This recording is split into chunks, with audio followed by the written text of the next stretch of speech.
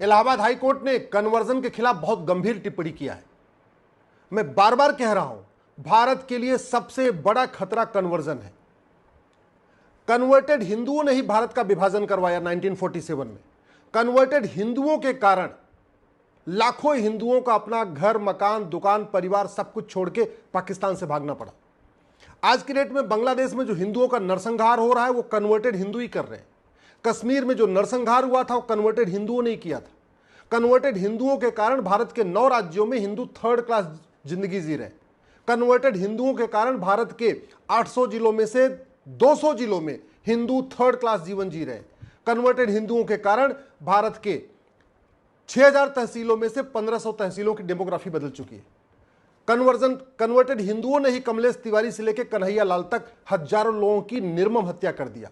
Converted हिंदुओं ने ही हजारों बहन बेटियों को सूटकेस में भर दिया या तो फ्रिज में भर दिया। इसके बावजूद कन्वर्जन के खिलाफ कठोर कार्रवाई आज तक नहीं हो रही। भारत में अगर आप ध्यान से देखिए तो जो समस्या चल रही है वो कन्वर्जन के कारण चल रही है। कन्वर्टेड हिंदू भारत को नहीं मानते। कन्वर्टेड हिंदू वंदे मातरम नहीं बोलते। कन्वर्टेड हिंदू भारत के विचार को नहीं मानते। कन्वर्टेड हिंदू वसुधैव कुटुंबकम को नहीं मानते। कन्वर्टेड हिंदू लोकतंत्र को नहीं मानते। कन्वर्टेड हिंदू भारत के संविधान को नहीं मानते। कन्वर्टेड हिंदू भारत के नारी तू नारायणी के सिद्धांत को नहीं मानते। कन्वर्टेड हिंदू जननी जन्म भूमि से स्वर्गादेव गरीसी के सिद्धांत को नहीं मानते।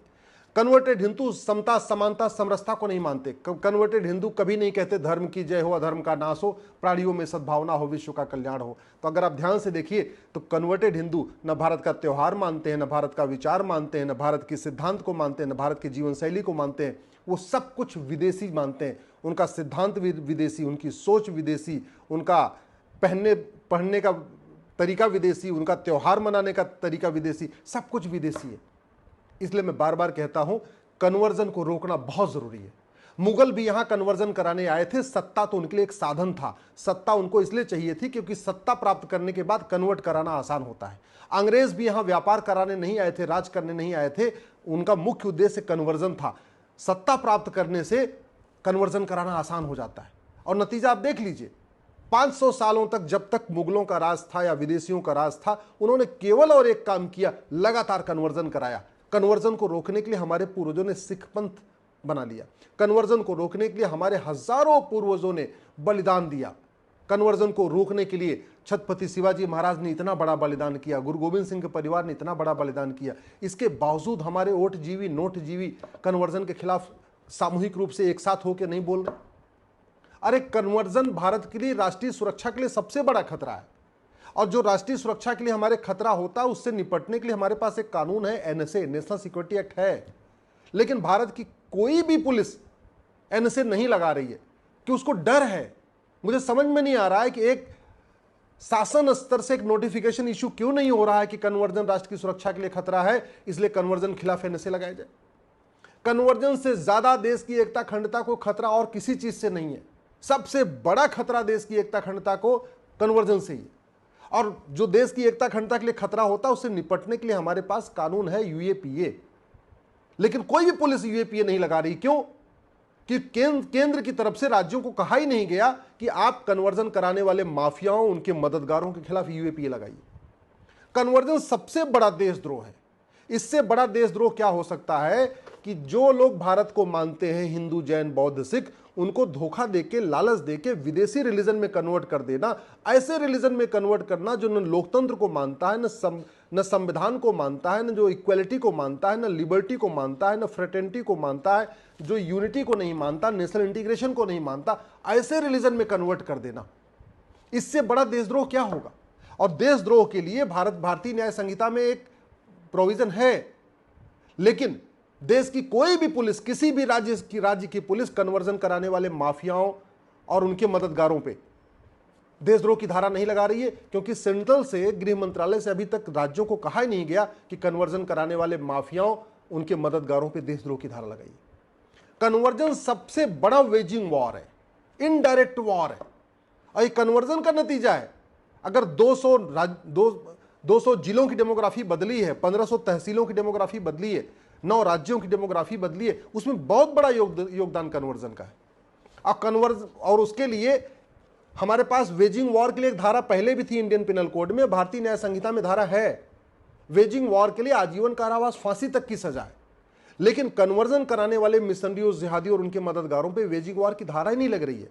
पुलिस कंफ्यूज है कि वेजिंग वॉर लगाएं कैसे, और वो इसलिए भी कंफ्यूज है क्योंकि न तो राज्य सरकार की तरफ से अपने सभी जिलों के पुलिस कप्तान को कहा जाता है कि वेजिंग वॉर लगाओ, न केंद्र सरकार की तरफ से सारे राज्य सरकारों को कहा गया कि वेजिंग वॉर लगाओ। मैं तो कह रहा हूं एक बार वेजिंग वॉर की धारा पढ़ लीजिए, ये वेजिंग वॉर कन्वर्जन कराने वालों पे बिल्कुल फिट बैठती है। आप लगाइए, आप देशद्रोह की धारा पढ़िए, उसकी डिफिनीशन पढ़िए। कन्वर्जन से बड़ा कोई देशद्रोह नहीं और कन्वर्जन से बड़ा कोई वेजिंग वॉर नहीं, और देशद्रोह और वेजिंग वॉर दोनों इस कानून में लिखे हुए, लेकिन फिर भी नहीं लगा रही है, क्योंकि जो कप्तान होते हैं, वो जो कलेक्टर होते हैं, वो किस डर में रहते हैं कि मैं लगा दूं, पता नहीं हंगामा हो जाएगा, क्या हो जाएगा। अरे कुछ नहीं होगा। गाजियाबाद की पुलिस ने एनएसए लगाया कन्वर्जन कराने वालों पे, तो बाकायदा हाईकोर्ट ने अप्रूव किया। मैं कह रहा हूं कि आप देशद्रोह की धारा लगाइए, मैं गारंटी के साथ कहता हूं हाईकोर्ट अप्रूव कर देगी। आप वेजिंग वॉर लगाइए, कोई कोर्ट इसका विरोध नहीं करेगी। आप कन्वर्जन कराने वालों पे गैंगस्टर एक्ट लगाइए, ऑर्गेनाइज क्राइम लगाइए, क्योंकि कोई भी कन्वर्जन फ्री में नहीं होता। भारत में कोई भी कन्वर्जन फ्री में नहीं होता। या तो भारत के अंदर से फंडिंग होती है, या खाड़ी देशों से हवाला के जरिए फंडिंग होती है, या वेस्ट कंट्रीज से, अमेरिका से, यूरोप से एफसीआरए के जरिए फंडिंग होती है। फंडिंग 100% होती है, फ्री में कोई कन्वर्जन होता ही नहीं। तो जहां जिस क्राइम में, ऑर्गेनाइज क्राइम में बाकायदा पैसा भी आ रहा हो, फंडिंग भी हो रही है, उस पर गैंगस्टर एक्ट लगाने में क्या दिक्कत है? उसमें महाराष्ट्र में मकोका लगाने में क्या दिक्कत है? गुजरात में गुजकोका लगाने में क्या दिक्कत है? मैं कह के थक गया हूं, लेकिन मुझे लग रहा है कि जब तक केंद्र सरकार की तरफ से सभी राज्य सरकारों को नहीं कहा जाएगा, सारे डीजीपीज को नहीं कहा जाएगा कि आप कन्वर्जन कराने वालों पे कन्वर्जन को ऑर्गेनाइज क्राइम डिक्लेयर करिए, ये संगठित अपराध है, कोई एक व्यक्ति कन्वर्जन नहीं करता, बहुत सारे लोग इसमें मिले जुले होते हैं, कन्वर्जन में फंडिंग होती है, बिना पैसे के कन्वर्जन नहीं होता। राज्य सरकारें लगाना शुरू कर देगी, पुलिस लगाना शुरू कर दी, देखिए अब खौफ पैदा हो जाएगा। आज तक इतना कन्वर्जन हो चुका भारत में, किसी भी कन्वर्जन कराने वाले माफिया की 100% संपत्ति जब्त नहीं हुई। किसी भी कन्वर्जन कराने वाले मिशनरी जिहादी या उसके मददगार की नागरिकता खत्म नहीं हुई। किसी भी कन्वर्जन कराने वाले मिशनरी जिहादी या माफिया उसके मददगार को आजीवन कारावास नहीं हुआ। तो खौफ कैसे पैदा होगा? आखिर दुबई में कन्वर्जन क्यों नहीं होता? कुवैत में कन्वर्जन क्यों नहीं होता? चीन में कन्वर्जन क्यों नहीं होता? सिंगापुर में कन्वर्जन क्यों नहीं होता? जापान में कन्वर्जन क्यों नहीं होता? ये भारत में कन्वर्जन क्यों होता है? मैं हाथ जोड़ के निवेदन कर रहा हूं, भारत को बचाना है तो कन्वर्जन कराने वाले मिशनरियों, जिहादियों और उनके मददगारों पे एनएसए लगाना शुरू करिए, यूएपीए लगाना शुरू करिए, देशद्रोह की धारा लगाना शुरू करिए, वेजिंग वॉर की धारा लगाना शुरू करिए, गैंगस्टर एक्ट लगाना शुरू करिए। कन्वर्जन कराने वाले मिशनरियों, जिहादियों, उनकी मददगारों की 100% संपत्ति जब्त करना शुरू करिए। कन्वर्जन कराने वाले मिशनरियों, जिहादियों और उनके मददगारों की सिटीजनशिप खत्म करने के लिए आप सिटीजनशिप एक्ट में बदलाव करिए। आज तक 75 साल हो गया लगातार कन्वर्जन होता जा रहा है, किसी भी जिहादी की, किसी भी मिशनरी की सिटीजनशिप नहीं गई। कन्वर्जन कराने वाले जिहादियों, मददगार और मिशनरियों को जल्दी सजा दिलवाने के लिए स्पेशल कोर्ट बनाइए। कन्वर्जन कराने वालों के लिए जो वीजा हमारा नियम है उसको कठोर बनाइए। बाहर से लोग आ रहे हैं वीजा लेके भारत में, घूमने के बहाने आते हैं और देश में घूम घूम के कन्वर्जन करते हैं। वीजा रूल बहुत हमारा घटिया है। जो कन्वर्जन में पकड़ा जा रहा है उसका आप ड्राइविंग लाइसेंस खत्म करिए, उसका आधार खत्म करिए, उसका राशन कार्ड बंद करिए, उसका वोटर आईडी वापस ले लीजिए, उसका पासपोर्ट खत्म करिए, उसकी भारत की नागरिकता खत्म करिए, तब खौफ पैदा होगा। और कन्वर्जन अगर नहीं रुका तो भारत नहीं बचेगा। इस देश में आप ध्यान से देख लीजिए, जितनी भी अराजकता फैल रही है वो कन्वर्टेड हिंदुओं के द्वारा फैल रही है। कश्मीर में अराजकता फैली, कन्वर्टेड हिंदुओं ने फैलाया। बांग्लादेश में अराजकता फैली है, कन्वर्टेड हिंदू फैला रहे। पाकिस्तान से अगर हिंदू, जैन, बौद्ध, सिख खत्म हुए हैं तो उनको कन्वर्टेड हिंदुओं ने ही खत्म किया है।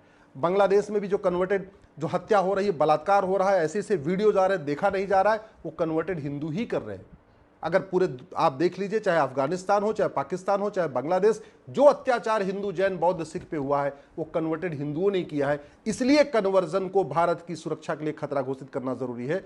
कन्वर्जन को देश की एकता अखंडता के लिए खतरा घोषित करना जरूरी है। कन्वर्जन को देशद्रोह घोषित करना जरूरी है। कन्वर्जन को वेजिंग वॉर डिक्लेयर करना जरूरी है। कन्वर्जन को ऑर्गेनाइज क्राइम डिक्लेयर करना जरूरी है। कन्वर्जन कराने वाले माफियाओं, जिहादियों, मिशनरियों की 100% संपत्ति जब्त करना जरूरी है। उनकी सिटीजनशिप खत्म करना जरूरी है। उनको आजीवन कारावास, फांसी देना जरूरी है।